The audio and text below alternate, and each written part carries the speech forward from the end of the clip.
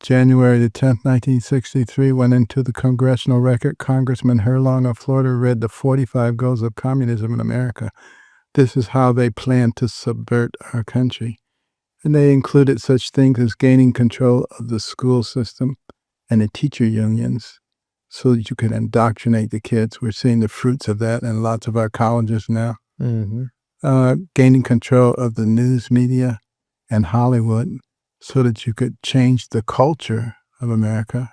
And you see that anytime you turn the TV on, within 5 minutes, they're presenting an alternative to the traditional nuclear family, denigrating the role of fathers and families, getting God out of the public square and particularly out of schools, making sexual perversion normal, natural, and healthy, driving wedges between children and parents.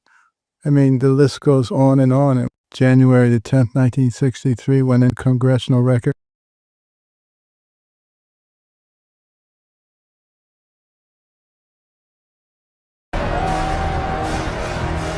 This is where we hold them. This is where we fight. And these shields, boys!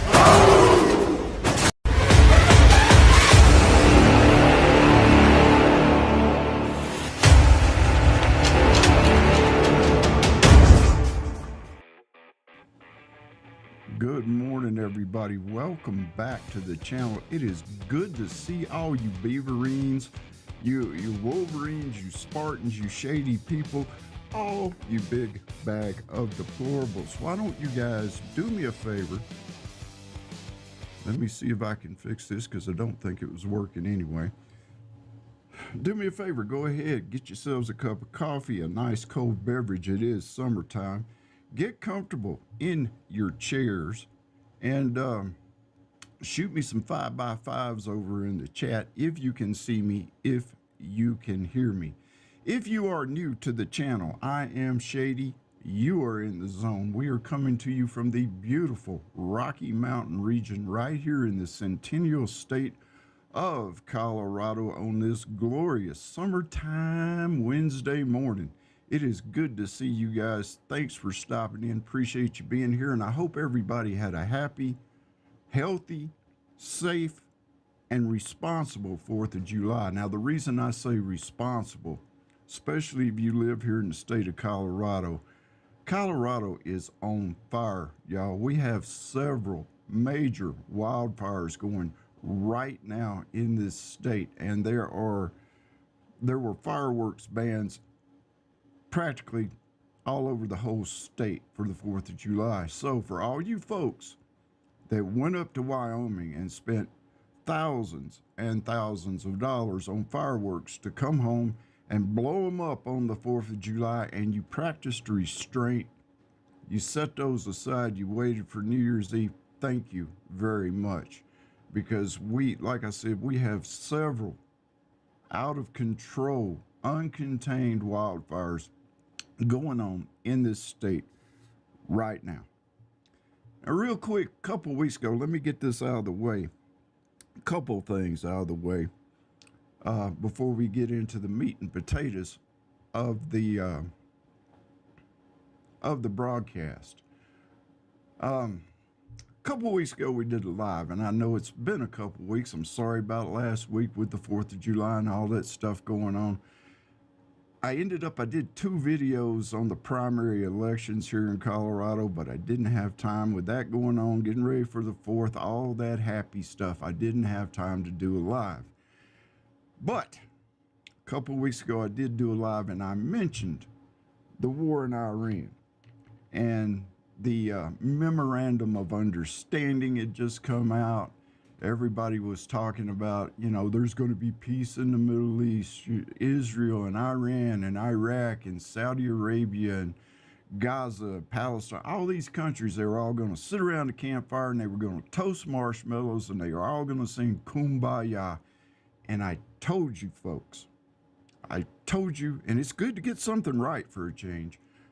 Not necessarily in this case, but every once in a while it is good to be right about something. I told you guys in that live stream that this wasn't over, that this memorandum of understanding and these peace talks and all that stuff didn't mean anything, because Iran's not going to stop.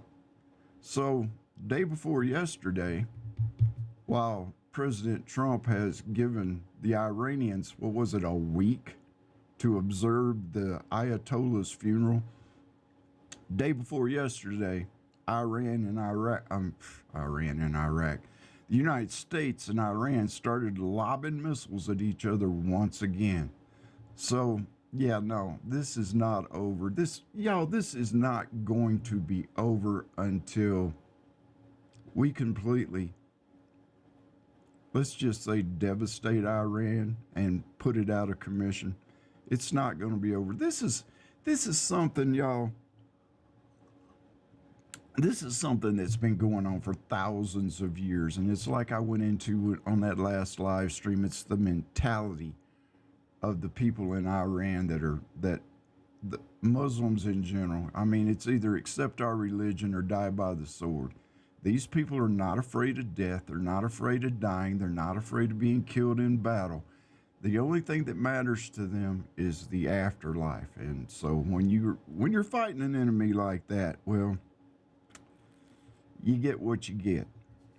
And while we are being nostalgic, as you heard Dr. Ben Carson at the beginning of this video, quite some time ago, it's been at least a couple years ago, I actually did a video or a live stream on the 45 communist goals to destroy America from within. Now, for those of you who, and Dr. Carson explained it pretty well, but for those of you who do not know, the 45 communist goals to destroy America was, from within, was presented to Congress in, I believe it was October of 1963, by Representative Herlong to the United States House of Representatives. Now, Herlong presented these 46 communist goals. It is written, it is documented. I will put a link to it below in the description of the video if you'd like to go back and take a look at them. But out of these 45, you can look back right now and you can see where most of these goals, if not all of them, have been checked off. One of the things was gaining control of our schools, our colleges, our universities, infiltrate them, put professors in there that would basically indoctrinate your children into socialism and communism. They have, as you can see, it's blatantly obvious, as you can see, this has been accomplished. Another one of their goals was to gain control of the news media, to gain control of entertainment, and later on to gain control of social media. Check that off. This has been done.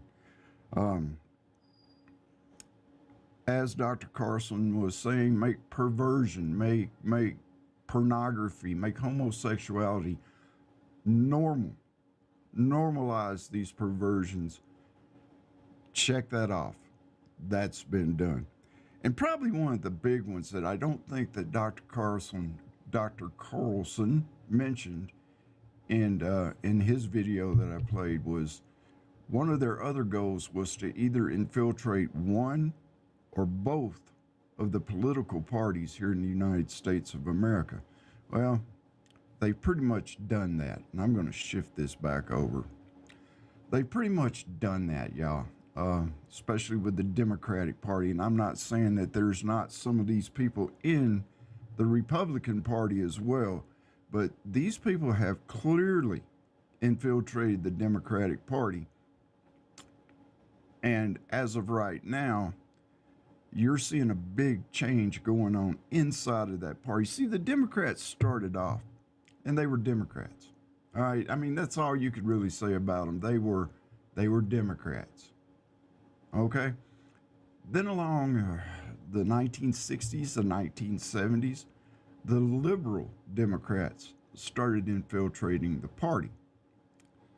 And that went on for a while. And then here of late, the progressives sort of took over the party, and you get your people like the Squad and Hakeem Jeffries and all these people. Nancy Pelosi even went over to being progressive. God help us all. Nancy Pelosi even went over, and she wasn't really progressive. She was basically an old school liberal Democrat, but with the power that this faction inside of the party had, even Pelosi went over to it. And then came the DSA, the Democratic Socialist of America.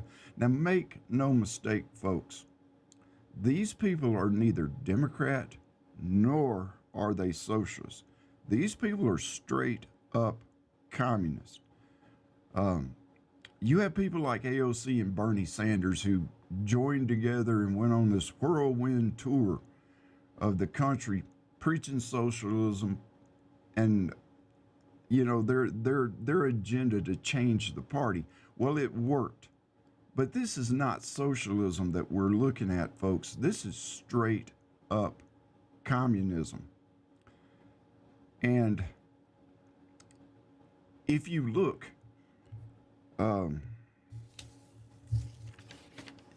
at a lot of the older Democrats these days, they're not liking this, but there is so much of it going on that they are having to accept it. They're having to pull this in. They've come up with this saying here over the past couple of weeks that, oh, well, we've got a big tent. We got a big tent and everybody is welcome under that tent. Now, where they're getting this big tent thing, like I said, it's recent. If you remember the murder down in Texas, where the high schoolers, I believe it were, they had a sporting event and the black kid was up under the tent for another team and they tried to kick him out and he pulled out a knife and he stabbed a guy. Well, that's where they're getting this big tent thing. You know, everybody's welcome under our tent. You can come under our tent and you don't have to worry about being kicked out. You don't have to worry about being harassed. You don't have to worry about being rejected. We will take you. So they're going around, they're preaching this big tent thing. Thanks for the 5x5s, y'all, appreciate it. But they're preaching this big tent thing, and they're going to take everybody into their party, everybody up under their tent. And so it started out with, if I can get this. Oh, that's Dr. Carson again. Hi, Ben. How you doing? Let's go here. Started out in New York with this guy, Zolan Mandani. The guy says he's a democratic socialist.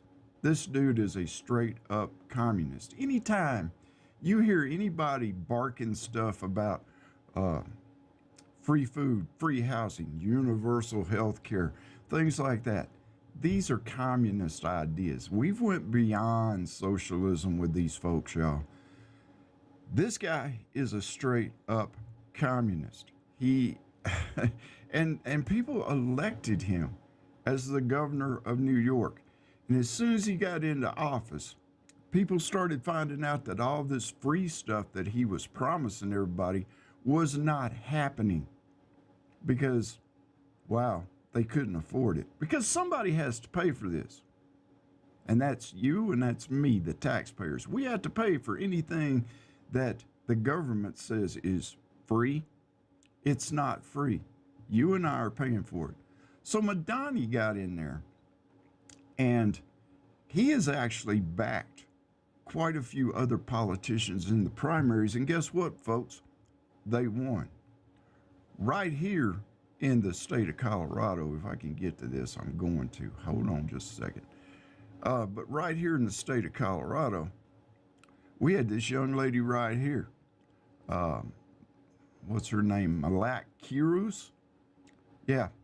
In the primary, this young lady is is going to Washington. It looks like, at least she's the Democratic nominee for senator, I believe it is. She's going to Congress, and she's from up around the Denver area. Big surprise about that. She's from around Denver. She was an attorney. She failed miserably at being an attorney, and she went to being a barista, making coffee for folks, serving folks coffee. Yeah, and the state of Colorado, the Democrats in the state of Colorado, have nominated her to run against whoever the Republican is for this seat in Congress. And there have been several others. Folks, we are seeing the 45 goals of communism to destroy America from within. We are seeing that play out in real time. It's gotten to the point where it's moving faster now. For some reason, these people are they're electing all these Democratic Socialists of America, communists, to Senate seats, to seats in state government, and God only knows how many of them are in local government right now. And we are allowing this to happen. I'm sorry, I was checking out the comments, or the chat. We're allowing this to happen, all right? And this is something, y'all, you have to remember something. These 45 goals of communism were presented to Congress in 1963. 1963. That's a long time ago. Old Shady was just a sunny, bouncing baby boy when this was presented to Congress. This has been going on for a long time. It has been a slow process. It goes back before 1963. There was a book written, I believe, in 1958 called The Naked Communist, where a lot of the information on the 45 goals that went to Congress, a lot of that information came from that book. There was also an FBI investigator. I don't think I've even got his name here, and I don't know if I could pronounce it if I did. I do have it here somewhere. But an FBI investigator had been checking, looking, investigating the Communist Party for a while, and he got a hold of this book, put everything together, and presented that. That was in 1963. The book was written in 1958. This has been going on since probably the end of World War II. So slowly they have built this up. Slowly they have been checking off these 45 goals. And now we look at it and we're starting to see it in real time. And it happened in real time right before our eyes so quickly that we actually notice it.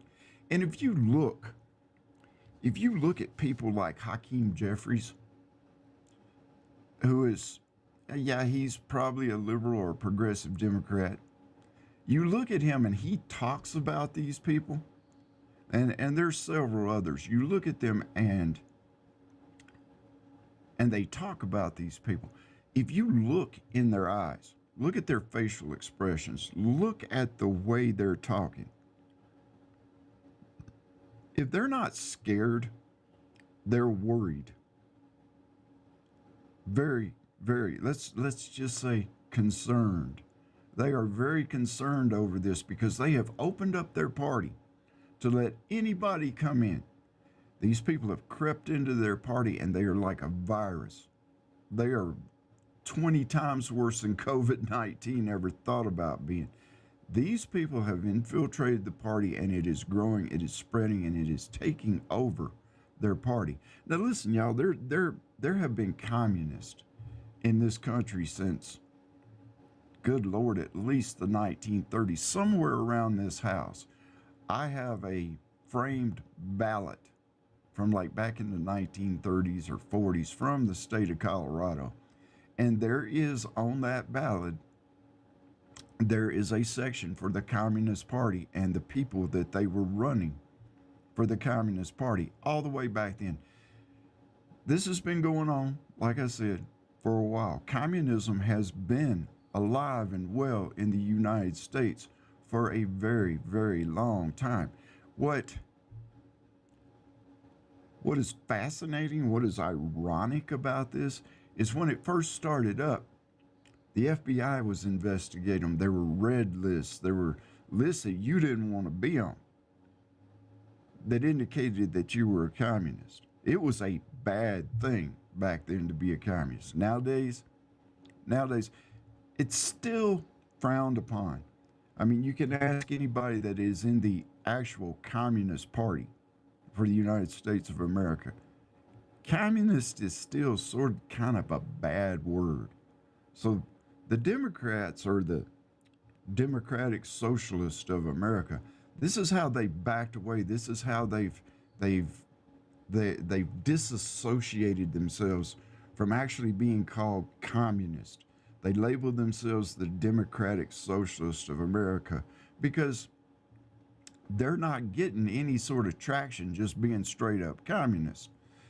But these people, including millionaires, billionaires that are communists, and we can throw out Soros because that's the most popular name. There are several more, but we can throw out people like Soros who back these anti-ICE protests, who back these no kings protests, who put the money into it.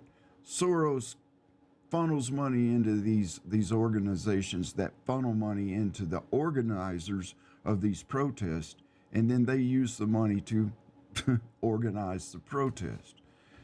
But like I was saying, there are a lot of the old school Democrats, the Democrats that have been around for a while, some of the newer ones.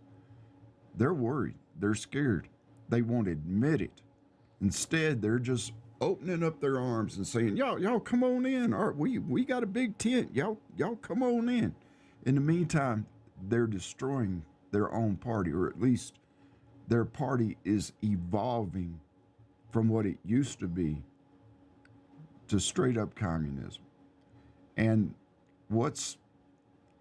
like I said, it is happening right in front of our faces in real time to the point where it is now noticeable. And why is that happening? Because they're not ashamed anymore.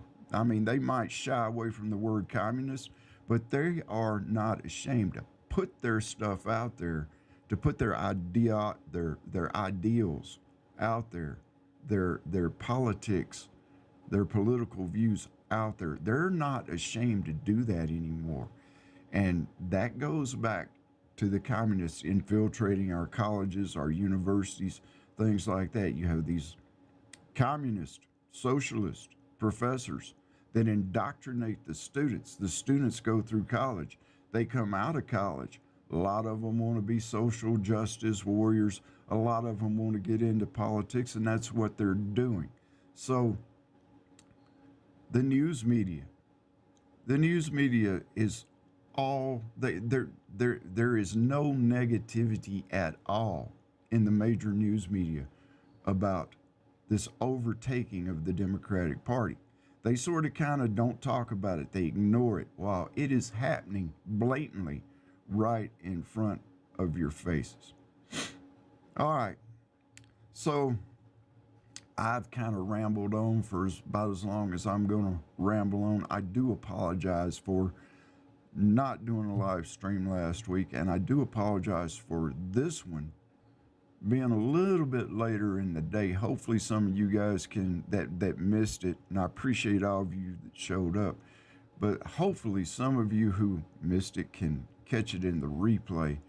To be totally honest with y'all, this morning I got up and I felt pretty bad. I think I'm trying to catch something, but that's one of the reasons it was late. Is I wasn't feeling well. I didn't know if I was even going to make it through the live stream or not. But here we are, did it anyway. I really do appreciate you guys for coming in. If you have anything to add to the conversation, then please drop it in the comments below. Because you know what? It is great having you guys in the chat. Hey, Yankee, how you doing? And thank you. I totally lost track of what I was saying. But anyway, I appreciate you guys being here. If you catch the replay, please leave a comment down below. Give it a thumbs up. If you just happen to stumble in and caught the broadcast, caught the video, caught the live stream, if you just happen to stumble in, please feel free to give it a thumbs up, subscribe to the channel, whatever you feel like doing. This one is a little off. It's a little off kilter, but you know what? We do what we can do. And I am trying to do the best I can to get this on a regular basis on Wednesday mornings. We'll see what happens. I've always wanted to do Tuesdays for some reason. I have no idea why I've always wanted to do Tuesdays, but it just seems like Wednesdays work out just a little bit better. With summertime, it's like I said in some past live streams, with my job, I'm busier than usual.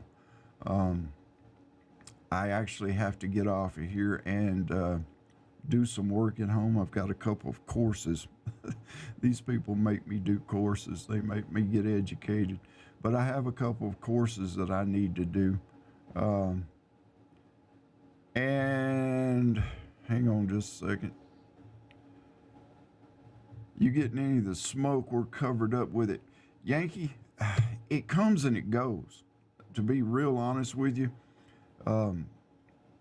right now, I walked out a while ago. I walked out on the back porch. I was having my morning cup of coffee, and I looked over toward Pikes Peak, and I could actually see Pikes Peak. And it seems like that's the way it is in the mornings here. It's fairly clear, and then about mid-morning, all the haze starts drifting in. We were out yesterday, and it literally looked like it was about to rain. We actually heard thunder in the background. The sky looked almost like it was going to rain, but then you looked closer, and it was the haze. It was the smoke from the fires. Now, we're not getting any ash or anything like that falling, but the one fire that's down south of Fremont County, it's actually pressing some folks that I know, some family members. And if you look right in the evacuation zone, the federal prison complex is right there. And I've had Mrs. Shady has asked me, my daughter has asked me, are they going to be all right? What are they going to do? Well, honestly, I can't tell you what they're going to do. I will say this. Good morning, Red Dog. How you doing? I will say this. The federal prison complex, and I was a lieutenant and a disturbance control lieutenant down there.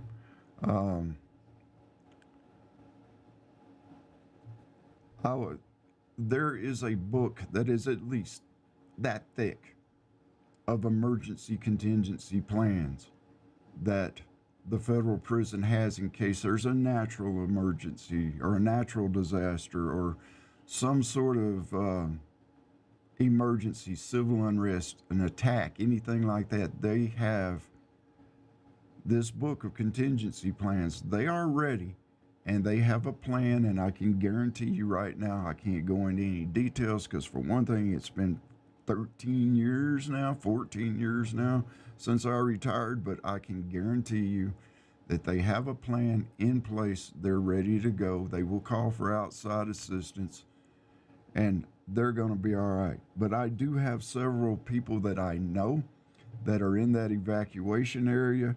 Mrs. Shady and myself have told everybody that we know, or a few people we know, including our family, that if they need to evacuate, we got a little room, and they can come up if they absolutely need to.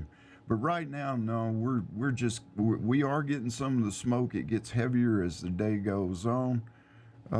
Backwoods.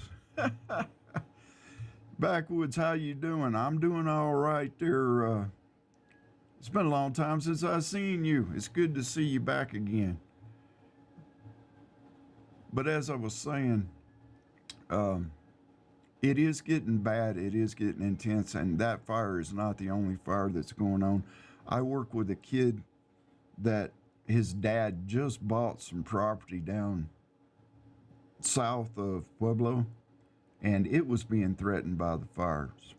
So yeah, we've got them all over the state, and not it's not pleasant. But then again, and I'll have to admit, this summer has been bad.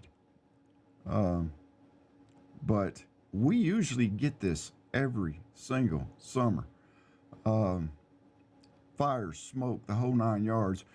We usually take our family camping trip toward the 1st of August, the end of July, 1st of August. And we always have to deal with with fire restrictions and things like that, because 9 times out of 10, there's a big hunk of Colorado that's on fire during that time of the year. And it all goes back, here we go. It always goes back to our governor and the way he manages wildfires and the money that he wastes on pet projects like bringing wolves into this state that have never lived here before. Yeah, that little project was supposed to cost about $850,000. It ended up costing over $3.5 million. But the way they funnel their money, they're taking at least 30% of Colorado Parks and Wildlife's income or budget. They're taking at least 30% of that, and they're using that to finance, because Colorado Parks and Wildlife got dumped with this. When SB 25-003 passes or goes into law at the beginning of August, Colorado Parks and Wildlife is responsible for a bunch of the background checks, a bunch of the courses that you have to take to get you a little card saying that it is okay for you to go buy an AR-15 or an AK-47 or any other kind of rifle that accepts a magazine. So yeah, there's a lot of money that gets wasted, literally wasted, that could be going to wildfire management that for the past 8 years at least, this administration in this state has totally neglected, just set by the wayside, let go, don't care. And this happens every single year because of it. I want to say it's a lot like California, but in a lot of ways, I think Colorado is worse than California in this instance anyway. So yeah, we're getting it there, Yankee. We're getting the smoke. We have not got the fires yet. You know, I can take 115 and head south down through, you know, Fort Carson and all that stuff, and you can see the damage from some of these fires. There's pretty much any place you go in Colorado that you will not at one point or another be able to look off to the side of the road and see burnt trees and burnt earth, and you know, the foliage just now starting to grow back from these past wildfires that we've had. But anyway, thank you guys very much for stopping in. I appreciate it. Look, I'm looking at probably next week having a special guest on. We're going to talk about some stuff. I'm gonna keep that kind of close to my chest for right now because I haven't got this in concrete. But I've got another creator that I'm going to bring on next week, and we're going to talk about some things that I think you guys just might find a little bit interesting. But anyway, until then, I want you guys to, as always, take care of yourselves and each other. God bless every single one of you. Stay shady, and we will see you the next time. Hold on just a second.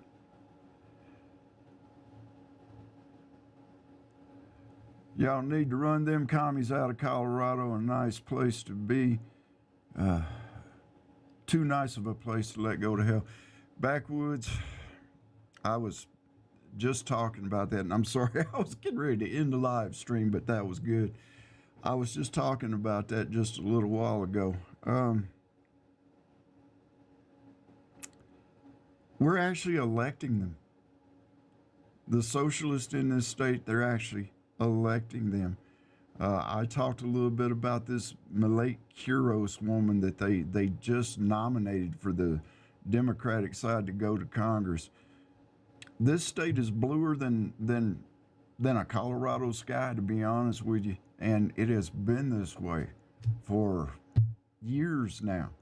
It has gotten progressively, and I hate to use that term, but it has got progressively worse since Jared Polis took over as governor. And I'm telling y'all something right now. If Phil Weiser, who is the Democratic nominee for governor, and Jenna Griswold, who is the Democratic nominee, she's Secretary of State right now, she's the Democratic nominee for Attorney General. If these two communist bozos get into office, this state, I said this in the last live stream, this state is done. We will not survive another 8 years of what's been going on right now. And Phil Weiser has already, although the Democratic Socialists of America have not endorsed him, they are pretty much in bed with him. And he has already stated that he is going to be more willing to work with the progressives than any of the past administrations have been. So that tells you right there what kind of state we're in right here in the state of Colorado. I'm telling y'all something right now, and I've said it on social media. I'll say it to your face. If I had the money, and it would take a lot of money, I would get out of this state. I would completely leave Colorado right now. But I have been here since 1993. I have children here. I have family here. I have roots here. And the only way I would be able to leave would be if I took all them with me. And probably half of them ain't going to want to go in the first place. So unless I was to win the lotto and be able to go down, I don't know, maybe 10 or 15 miles from Red Dog's retreat and buy me a hunk of land down there and put several houses on it and just be kind of self-sufficient, there's no way I can leave. So I am stuck here. And as long as I'm stuck here, guess what, folks? I'm going to fight.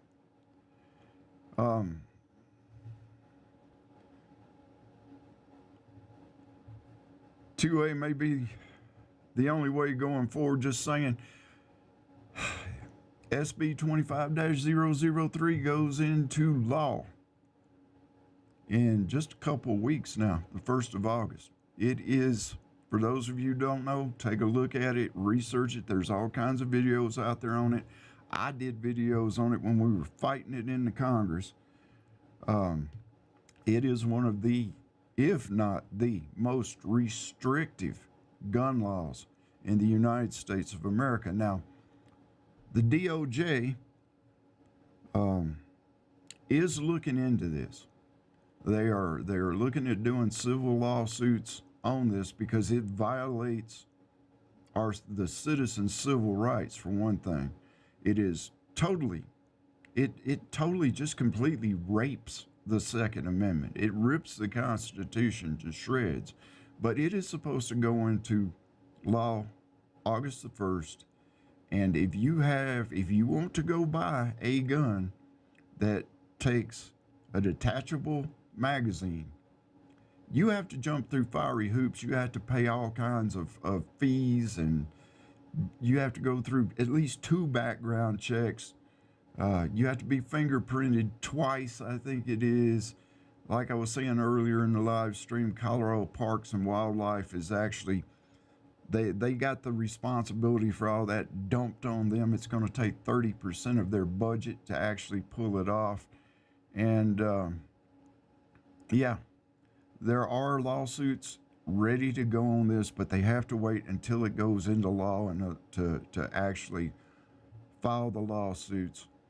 And yep, backwoods, hopefully SCOTUS will overturn this crap, but I don't know. The way SCOTUS has been acting here lately, you know, we get a win, then we get a loss.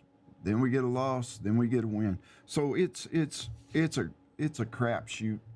It is a crapshoot whether anybody is going to help us. The DOJ said they were going to come in and investigate Griswold for this gold standard of voting crap that she keeps chirping about all the time, the little toad-faced gremlin. And she's going to be, it looks like, unless we can pull a win on the GOP side, it looks like she is going to be the Attorney General for the state of Colorado. And just a little side note, I've said this before, most people know it. She is responsible for putting her stamp of approval on taking Donald J. Trump off of the ballot for the last election here in the state of Colorado. Now, SCOTUS did overrule that. They spanked her on it. And you'd think she'd learn her lesson, you know, but the DOJ says that they want to see the voting rolls. And she just says, nope, you're not going to do it. I'm not going to give them up. That's violating my citizens' privacy. Yeah, the privacy that they're violating by giving the DOJ that information is a name, a driver's license number, and an address. That's the private information that comes with this stuff. Something that the IRS can get just like that. An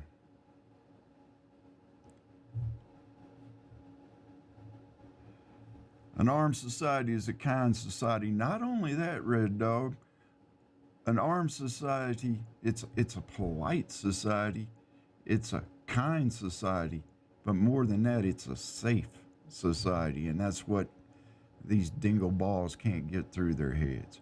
Anyway, I appreciate y'all coming in. Red Dog, Backwoods, all y'all, Yankee, it was great seeing y'all. Y'all let some folks know that we're still here. Right now it's sporadic, but mostly on Wednesday mornings, we're still here. And so, look, unless y'all got something else, I'm going to call this one good. Thanks for stopping, Backwoods. As I said a while ago, y'all take care of yourselves and each other. God bless every single one of you. Hey, stay shady. We'll see you on the next one.